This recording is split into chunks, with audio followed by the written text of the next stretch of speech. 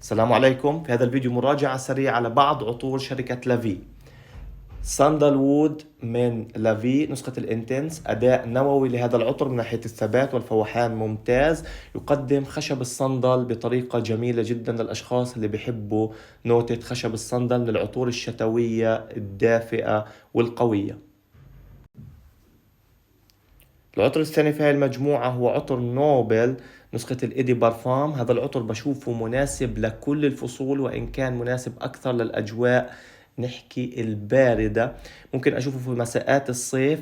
العطر سويتي إلى حد ما، نوت أوفر سويت، هيك بتحس فيه الدفى، خشبي جدا، وأتوقع أنه يونيسكس هذا العطر. بلند عود للأشخاص اللي بيحبوا نوتة العود في العطور. هذا العطر يقدم العود الشرقي بطريقة قوية جدا جدا. بنصح بتجربته للأشخاص اللي بيحبوا العطور اللي فيها بيور عود. عطر سموكي مدخن بخوري مع نوتة العود، أداء كثير قوي، كثير مركز هذا العطر، وما بشوفه للأشخاص اللي بيحبوا العطور الفريش أو العطور الخفيفة. هذا بده للأشخاص اللي بيحبوا العطور الثقيلة. سوبريم واحد من عطورهم المميزة جدا جدا، في لسعة قوية. هذا العطر بتخيل العطر فيه فانيلا، في لافندر، في تونكابين. العطر سويتي قوي قوي جدا جدا، شتوي جدا جدا. ما بنصح فيه في أي فصل غير فصل الشتاء والخريف أو الأجواء اللي هي بتكون فيها برودة. ممكن في مساءات الصيف. الأداء لهذا العطر ممتاز جدا، بيجي 70 مل، كل عطورهم بتيجي ب70 مل، وهذا تركيزه إيدي بارفام. بنروح على أجمل عطر في هاي المجموعة بعد الاستخدام المكثف لهاي العطور.